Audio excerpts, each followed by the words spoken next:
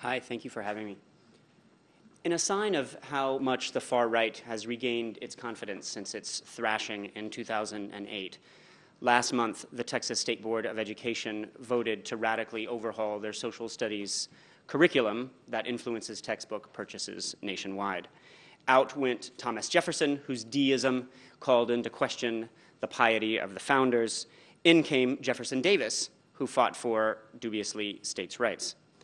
Less noticed was the elimination of justice from the list of virtues Texas schoolchildren have to master, as well as the phrase responsibility for the common good. In this way, inadvertently perhaps, I think that the Texas board not only launched the latest salvo in the nation's ceaseless culture wars, but also brought the curriculum in line with the state's unequal social order. With its laissez-faire corporate climate and anemic human services, Texas simultaneously leads the nation in carbon emissions and children without health insurance. Texas may be wide open for business, as the governor's Economic Development Office proclaims, but it has always had an uneasy relationship with Lady Justice. This is clearest of all in the criminal justice system, which in Texas has tended historically to privilege ferocity over fairness, revenge over rehabilitation. According to a new survey by the Pew Center on the States, Texas now has the largest penal system in the United States, with 171,000 inmates, having outstripped California, that draws from a third larger population. Weak protections for indigent defendants, hard-driving prosecutors, and a mile-long scroll of 2,324 separate felony statutes have combined to produce convicts in Texas by the busloads. But the state leads not just in scale, but in severity as well. Its inmates serve exceptionally long sentences in unair-conditioned, geographically isolated facilities. By day, they are forced to work without even the token wages dispensed in other states. By night, they report the highest rates of sexual assault in the nation. 20,000 of them serve time in private for lockups that profit by spending as little as possible on guard salaries and prisoner welfare. That's more than any other state in the country. A record 10,000 Texas inmates languish in supermax isolation cells that wall off their inhabitants from virtually all human contact. Roxana Sabari, who was recently released from a prison in Iran, talks about in her new memoir going crazy after 2 weeks in solitary. Texas inmates are held in equal or harsher conditions of isolation for months, for years, in some cases for decades. Most notoriously, of course, Texas leads the nation in capital punishment, having carried out 452 of the nation's 1,200 executions since 1976. Another measure of Texas's singularity is its frequent rebuke by the federal judiciary, hardly a bastion of bleeding hearts in this day and age.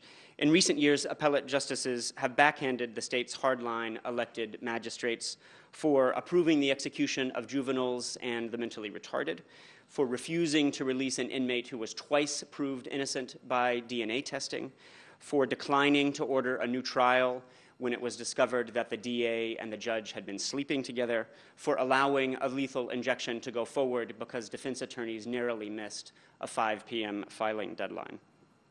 Just on March 25th, the Supreme Court had to step in to stop the execution of Hank Skinner because prosecutors have refused for years to conduct DNA evidence on physical evidence from his crime scene that could prove his innocence. The confluence of these factors, the punitive ethos that I'm calling Texas tough, made the state an outlier for most of the 20th century. Texas prisons are distinguished by almost unbelievable backwardness, concluded reformers in the progressive era. When hundreds of prisoners began mutilating themselves in the 1940s to protest overwork and mistreatment, investigators found convicts living in a state of deathly fear and violence and made comparisons to German and Japanese POW camps. But in the turbulence of the civil rights era, many of Texas's shortcomings came to be regarded as virtues. As criminal rehabilitation programs came under attack from the left and from the right, as prison costs and disorder mounted from the late 1960s, corrections officials from across the country flocked to Huntsville to study the state's highly regimented, cost-effective control model. 2 directors of the state's prison bureaucracy were elected president of the American Correctional Association, one of whom rewrote the organization's centennial principles that are used as a blueprint for institutional accreditation. In sentencing, other states began mimicking Texas's unyielding approach to juvenile crime, repeat offending, and narcotics. Once dismissed as barbaric, Texas became a beacon, not just in criminal justice, but in politics as well. If in previous eras Americans looked to New York or to California for leadership, during the resurgence of conservatism, another term added to the Texas curriculum, by the way, Americans increasingly looked to Texas. With its mythic history, its diverse population, its sweeping territory that extends from south to west, it has become, for better or for worse, America's new bellwether state. In the book, Texas Tough, I examine the development of this state's uniquely harsh approach to criminal punishment, and I track the causes and consequences of its oversized political influence. It's a social and it's a political history, but it's also animated by 2 questions of, I think, acute national importance. First, why is it that the United States has built the largest penal system in the world, in both absolute and per capita terms, on a scale unrivaled in the history of democratic governance? One indicator, with 2.4 million Americans now under lock, the U.S. imprisons almost 1 million more people than China, an authoritarian state with 4 times the population base.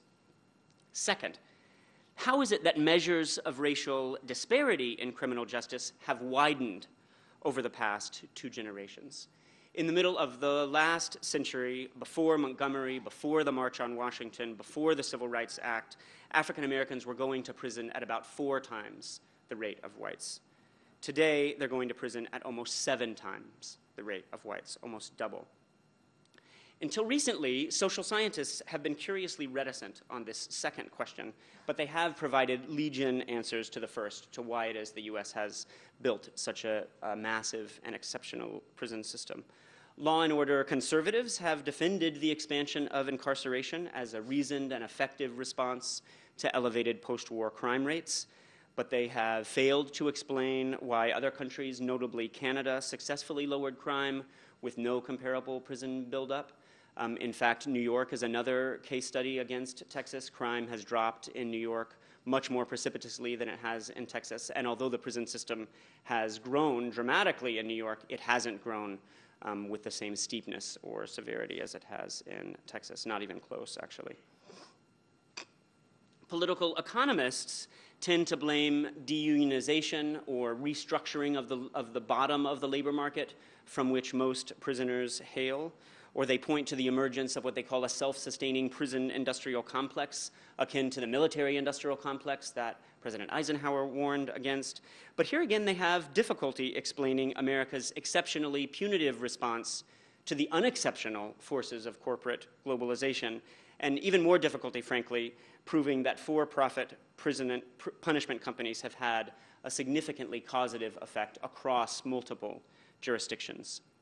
One prominent criminologist claims that what Norbert Elias called the civilizing process has reversed course in the United States. Another Yale historian talks about the political cultural divergence between the United States and Europe as an explanatory framework, but neither of them really explain why the U.S. diverged so radically from its own past and from its allies when it did. Now, all of these contributors add important pieces to the puzzle, but in my view, the literature has failed to fully explain the severity revolution in criminal justice and social welfare policy, largely because it has failed thus far to contend adequately with history, region, and race. History, because most accounts glance no further back than the 1960s, so that widespread incarceration seems to spring from the ether. Region, because almost all analysts sideline the role of the states of the former Confederacy, where prison expansion germinated and grew strongest.